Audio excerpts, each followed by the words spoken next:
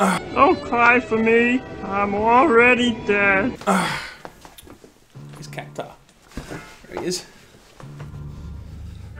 Hello everyone. How cool. Oh! You can actually pinpoint the second when his heart rips in half. And now. Got red shelled. Red shelled, everyone. Boom. Coming back. Take that. I got good aim. You know, yesterday we were talking about the fact that, like, this whole Jessica Price story.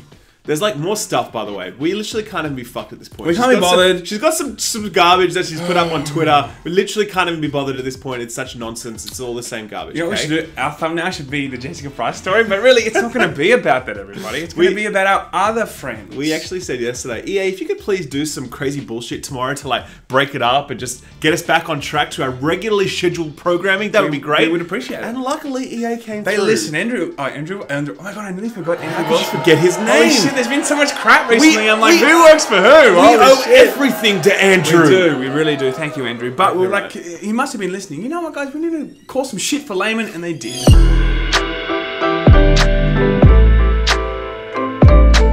Star Wars. Sorry. Fuck off, Sam. Star Wars is owned exclusively by EA at the moment, okay? Back in the day, we used to get all sorts of Star Wars games from all sorts of developers. It was not uncommon to get a few different Star Wars games a year because lots of developers were working on it, right? It was a great time. It was a more civilized age, okay? And you know, Republic Commando and all the list of shit that we all remember from the good old days, that was all happening, okay? EA got the exclusive rights a number of years ago. Since then, we've had Star Wars Battlefront 1. Mission failed. Star Wars Battlefront 2. Mission failed. Next time. And then we've had the Galaxy of Heroes mobile game. Ugh, God. There's obviously been lots of reasons why EA has completely screwed the pooch with their Star Wars licenses. Not least of all because they don't know how to manage good studios to produce good products. The Amy Hennig Star Wars game that was being developed by Visceral Studios got shut the fuck down because EA.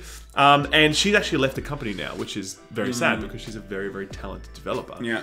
And they have this whole thing, they have this whole thing like, if you're not making one good game, you're gone. They cut you, they kill you as quick as they can. Yeah. Okay, it's time for the easiest part of EA job. The cuts. Now, while I wasn't able to cut everyone I wanted to, I have cut a lot of you. Cut.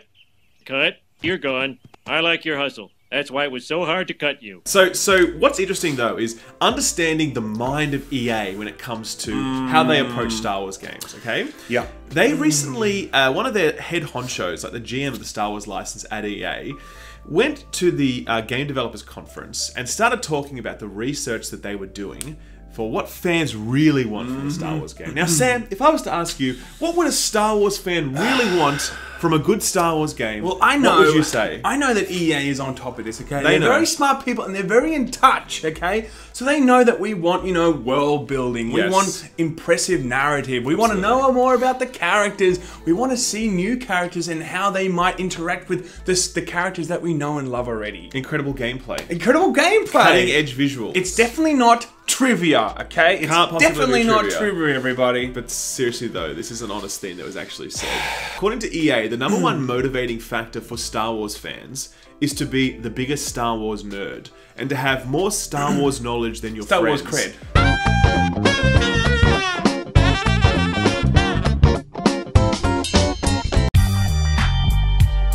That is correct.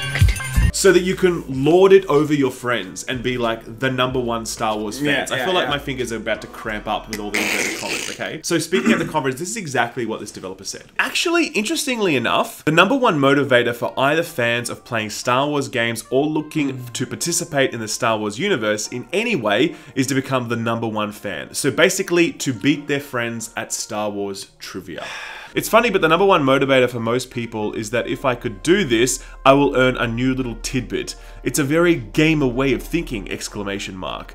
About the universe, I can then lord over my friends because I knew this and you didn't, right? I know it seems funny, but we've spent a lot of time talking to Star Wars fans and Star Wars gamers, and that's the #1 motivator for everyone.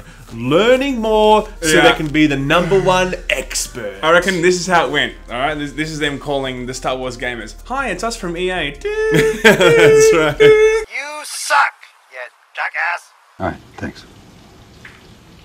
And like, I'm just gonna say impressive. They want knowledge. They like trivia. But like in reality, like all jokes aside, it just shows them they're really fucking out of touch still. Like all this market research that EA would be doing, you'd think that they would actually sit down with gamers and go, guys, we know we fucked up. What do you actually want to see? If they've spoken to gamers and these gamers have told them trivia, they must be the biggest neckbeards or something. We love Star Wars, and we know that there's plenty of passionate Star Wars people that are watching that know that they don't care about the trivia as much as they want a good fucking game. Totally. It gives them 30, 60, 100 hours of something that's worth playing. I look back on my most defining Star Wars experience, KOTOR, and I just think, man, the amount of trivia that I took from that game was just triverific. It was triverific. Oh my god, no! That game was so fucking incredible. And I don't care how much I did or did not learn about the Star Wars experience, about the Star Wars universe from that game. It's like when I was playing Rogue Squadron, I was not thinking, oh my god, I'm learning so much about Star Wars right now. Yeah. I was thinking, holy shit, this is the best fucking flight simulator I've played since TIE Fighter and X-Wing. Yeah, I don't want to be like, you know, chasing the Millennium Falcon. It stops with this menu like, how did Darth Vader die? That's A, right. B, C. I'm like, C. Whoa, what an experience. Holy shit, I love this game. So ridiculous. It's not, you know, like, I know they're not saying that, of course, but for them to be even insinuating that, you know, trivia is the, you know, moving factor for anyone people that wants to play a Star Wars game is just so off base. They're probably going to have one of those mobile, like, trivia games soon that just pop up, like Words with Friends, but for Star Wars. Yeah! And they're like, man, this is the greatest Star Wars game we've ever made. I reckon they would. Okay, so here's what's, I think, really interesting as well. They go on to say this, okay? This guy's talking about the way that EA manages their pipeline of Star Wars games. And he says, each studio pitches what game they want to make, because they've got lots of different studios within EA, okay? My role is looking across those pitches, how can we line them up? Obviously, we don't want to be releasing 4 Star Wars games in 1 year. We don't want to have all our games be Jedi games. It would be good to have some things that are focusing on different types of gameplay and different player fan bases. Now, that sentence right there, we don't want to be releasing 4 Star Wars games in 1 year. We want 4 Star Wars games in Different a year. types of Star Wars games. From different developers. This is exactly how it used to be in the past. Yeah. And the fact that they own this and they believe firmly that they don't want to release 4 Star Wars games in a year, like that's the way it should be. Absolutely, it's just fucking garbage. It's so true. It makes me so mad. We used to have it so good, and we've lost that. Yeah, the world and the universe is so big. You can literally release a flight simulator game. You can release a Jedi story. You can release maybe like Civilization style stuff Star like Wars that. game. RTSs, FPSs, you name it. You can release it, but instead they're sitting there around this table and they're like, what do we do, guys?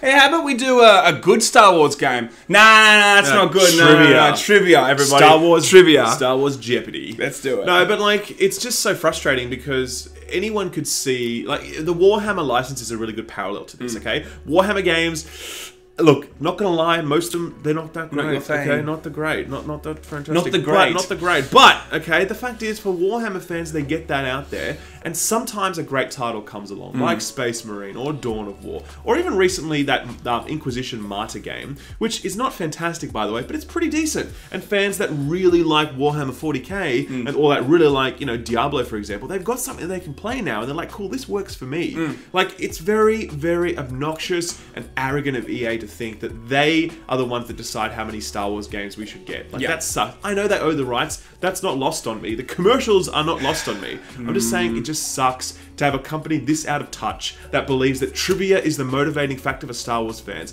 Decide how many Star Wars games we get per year, and then decide to cancel the ones that actually look pretty good, that are being made by legendary developers, and the ones that are being released are stuff full of loot boxes. I think I'm overdosing right now. Yeah, you are. Please, settle me down. Definitely, but look, they are completely out of touch.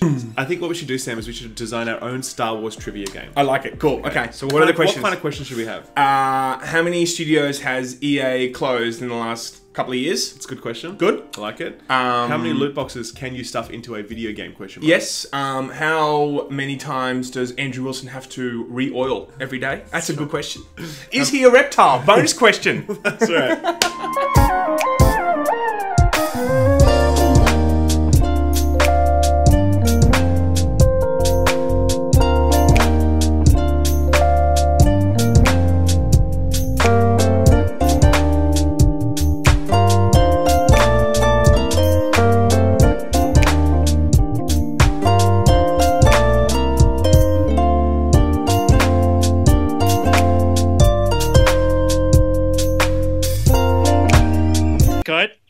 Cut. You're gone.